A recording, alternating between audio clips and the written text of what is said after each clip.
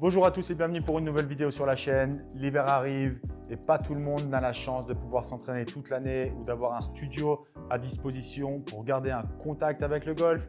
Je vais donc vous donner 5 points que vous pouvez faire pour garder votre niveau et pourquoi pas même progresser pendant l'hiver pour mettre ce temps mort à partie au service et au bénéfice de votre jeu. Je m'appelle Paul Lambersin, je suis coach de golf et je suis là pour vous aider.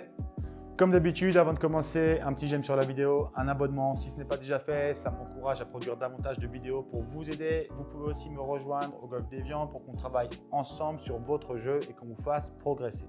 Le premier point que vous pouvez mettre en place cet hiver pour vous faire progresser au golf, c'est prendre soin de votre corps.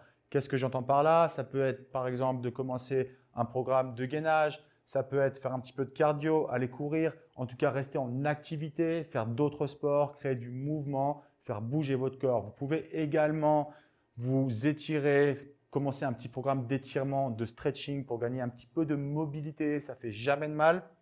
Le second point que vous pouvez faire, et ça si vous avez un espace même réduit, ça peut être dans votre salon, alors attention aux vases, attention à la télévision, attention aux luminaires, mais vous pouvez ne serait-ce que swinger un club et faire les exercices que je préconise dans mes vidéos. La plupart des exercices que je préconise, vous n'avez pas besoin de taper de balles pour les réaliser.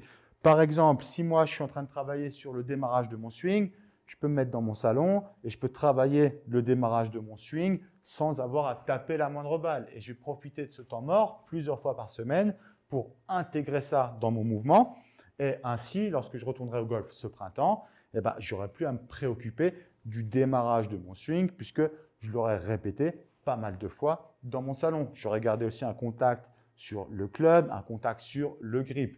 À ce sujet, vous pouvez aller sur mon site internet. Je propose une vidéo complète d'1 heure avec renforcement musculaire, étirement et tout un tas d'exercices que vous pouvez faire à la maison sans taper la moindre balle. Donc, je vous encourage à aller jeter un œil là-dessus. Je vais mettre le lien ici en bas dans la description. Une autre chose que vous pouvez faire, c'est attaquer un programme pour gagner en vitesse de club cet hiver. Alors pareil, il vous faut un petit accessoire, c'est un club lesté avec différents poids. J'ai une autre vidéo sur la chaîne qui vous donne un protocole d'entraînement et vous pouvez profiter de ce temps mort pendant l'hiver pour entraîner votre vitesse, augmenter votre vitesse de club. Vous conviendrez avec moi que si vous devez attaquer un green avec un fer 9, c'est un petit peu plus facile qu'avec un fer 7. Tout ça parce que vous êtes plus long et vous baisserez ainsi vos scores cet hiver. Et en tout cas, vous ne mettrez pas 3 mois avant de retrouver vos distances et votre vitesse de swing.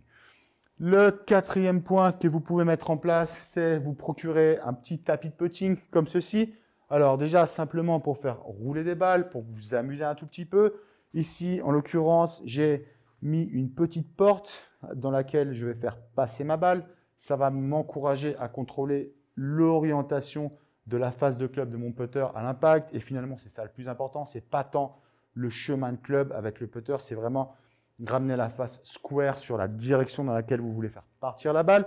Vous pouvez également mettre 2 tees comme ceci ou 2 livres ou ce que vous voulez et vous vous entraînez et vous vous assurez que vous arrivez à faire passer la balle comme ceci entre les portes que vous avez installées. D'accord? Vous pouvez faire ça assez facilement. C'est sympa. Vous pouvez vous amuser avec vos amis, avec votre famille. Et enfin, le dernier point que vous pouvez faire pendant l'hiver, c'est lire un livre. Il y a tout un tas de livres de golf qui vont grandement vous aider, surtout pour l'aspect mental. Je vous conseille tous les livres de Bob Rotella, qui est un auteur très réputé. Pour vous faire part un peu de mon expérience personnelle, il y a fort longtemps, lorsque j'étais 18 de handicap, j'ai lu un de ses livres qui s'appelle « Dans la tête du golfeur » et instantanément, j'ai baissé de 4 points mon index parce que ça m'a aidé à avoir un meilleur état d'esprit, un meilleur mental sur le parcours. Donc voilà les 5 points que vous pouvez mettre à profit cet hiver. Moi, je me réjouis de vous voir bientôt et je vous souhaite un bon entraînement.